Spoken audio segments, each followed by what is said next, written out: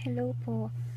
Ngayon I'm back. So, naisip kong gumawa ng isang bulaklak, which is magagamit mo siya sa paggawa ng hikaw or paggawa ng pantali or pwede din siya sa headband. So, ngayon tuturo ko po yun sa inyo.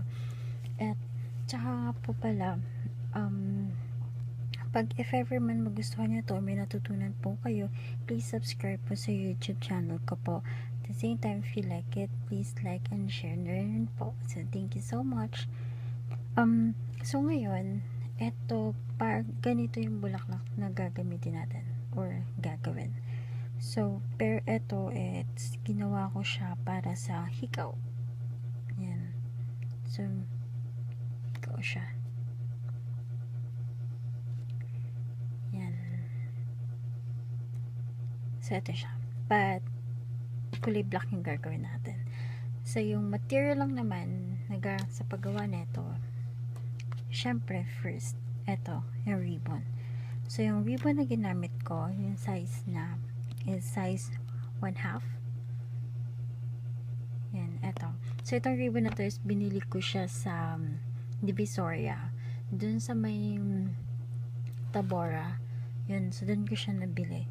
So, yun, someday hope makagawa ko ng video kung saan ko nabibili yung mga materials ko sa paggawa ng mga bulaklak ng katulad nito, sa ribbon, gawa sa ribbon or sa tela or kahit na anuman, kung ano po yung ginagawa ko dito. So, it's another video. Hopefully makagawa ko ng agad. So, eto, so first na gagawin natin, isa sa mga materials natin, it's yung ribbon, syempre gunting, ito siya. Or kung sanay kayo dito, pwede din po ito. So, after ng gunting, ito naman. Ayan. Kasi tatahiin po natin siya, guys. So, ito siya. Tapos, yung lighter. Para sa ribbon po yun. Tapos, ito. So, ito is, ito siya. Ito yun, in the middle. So, ito yun. Siya. Yung tawag po dito is stamin. Tapos, ito, sa gitna naman. Yan, ito naman is sa gitna siya. Dito siya sa likod. So, ilalagay natin siya dito. Ilalagay natin siya dito sa likod. So, dito yung ginamit ko dito is white. But this one, it's black. So, yung black yung gagamitin natin.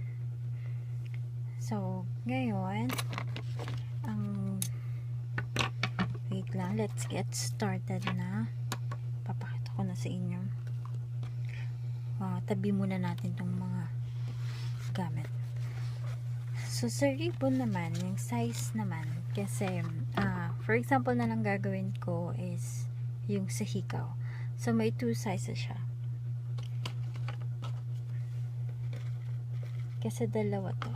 Double bali to. So, yung sa taas, maliit. Tapos, yung sa likod naman, malaki. So, ito siya. So, ito, yung malaki. Tapos, ito naman yung maliit. Yung size po nito is size nito ayan 1. Yung maliit is 1 ano, gamitin natin yung centimeter. Bali ayan 25 centimeter. Tapos yung malaki naman it's 30 centimeter. So yun yung sizes. So ang malaki 6 na piraso. So ito siya 1, 2, 3, 4, 5, 6. Tapos yung maliit naman it's 5 piraso. 1, 2, 3, 4, 5. So after mong makagupit ng ganito na 6 na piraso at 5 piraso, ayan, gawin natin sa ganito. Ilalighter mo siya. Para, for example, kasi ito kasi, like, ito wala pa tong lighter. So, minsan kasi natatanggal siya. Nakikita nyo. Like, ito. Okay. Sobrahan. Kasi ginamit ko. My God. So, meron siya natatanggal dito. So, para hindi siya matanggal yan, gagawin mo, yan, ilalighter mo lang. Tapos na. So, ngayon, dito na papasok yung thread. Yan. So, tahiin mo lang to. So, unahin natin yung malaki. So, first is ganito siya. Di ba ganyan siya? Mahaba. So, piliin mo siya and get folded in at the center. Or not really at the center. So, ganito siya. Yan. Ayan kung nakikita nyo. Tapos, eto. Tapos, i-fold nyo siya. Yan. Tapos, tahiin nyo na po siya.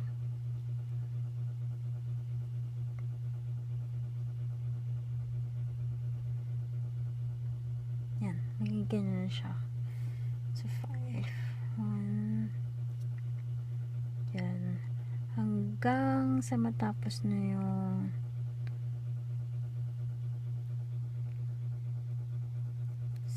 na petals. 2.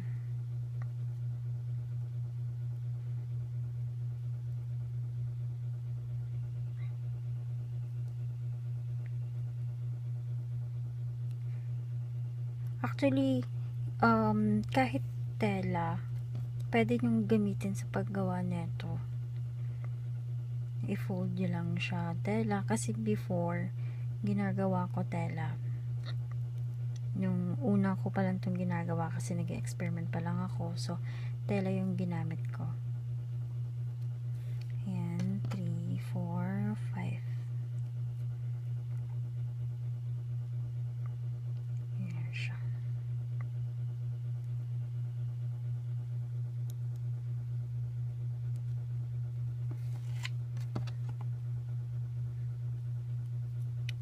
Sorry kung mabilis ako.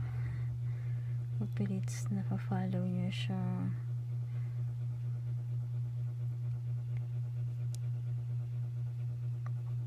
Ayan.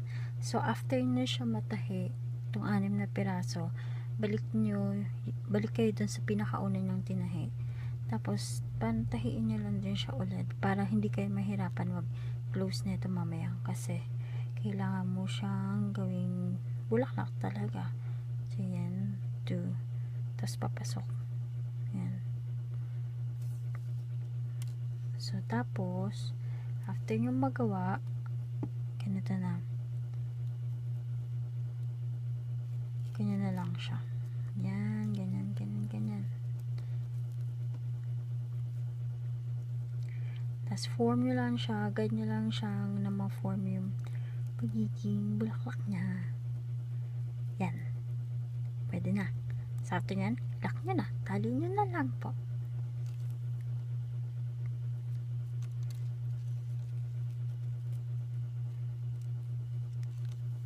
Pag sa ponytails naman po, medyo lakihan nyo siya ng konti, ng size. But, next time, papakita ko na lang sa inyo paano. Siyempre, another video naman yan. Ayan. So, gupitin nyo na po. Tabi na to. Tapos, ito na. So, after nun, ito yun siya malak. Ayusin nyo na lang siya para maging bulaklak. So, ito actually, pwede na to.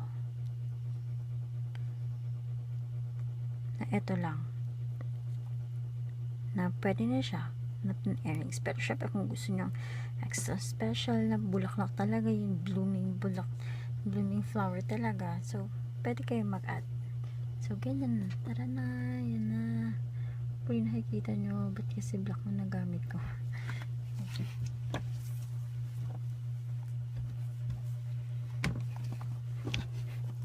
Ayan. Ito na siya. So, parang ganito. Ito. Mas malinaw. Yan. Kita. Sana pala ito na yung ginamit kong kulip. Sorry. So, yan. Small sizes. Tapos, ito. Ang maliit. So, yun. Sa maliit naman, same process lang yung gagawin nyo. Yan. Tapos, lagyan nyo na siya dito sa taas. Ganyan. Tapos, doon na papasok eto. So, eto na yung ilalagay nyo. So, eto, 7, 7, 1, 2, 3, 4, 5, 6, 7. So, now, 7 peraso to siya. Tapos, ayusin nyo lang yun dito.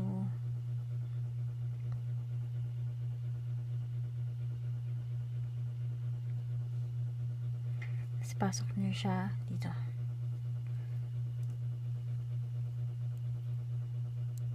Oops.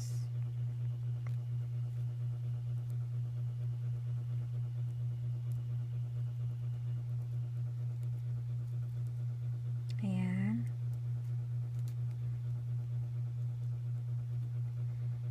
So, yun.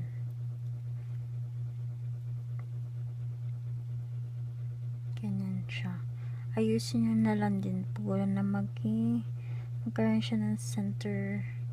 Ayun, ng circle sa center niya. Yun na. Ayun ba? Ganyan po. Tapos, pasok na din to sa second. Oh my god. May iba ayaw pumasok. Oh, it's okay.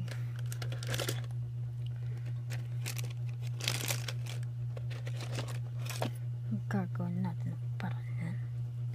Naging ganito, pahirapan. Pag maliit kasi talaga bulaklak, medyo mahirapan ka talaga. Yan siya. Ganyan. So, okay na. Ayan. Tapos yan, ayusin nyo ulit. Tapos, i-form nyo siya na maging flowers.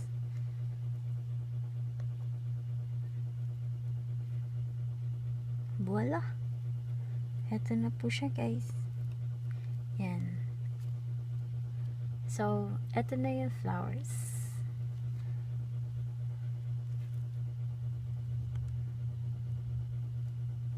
Ganyan na po. So, okay na siya.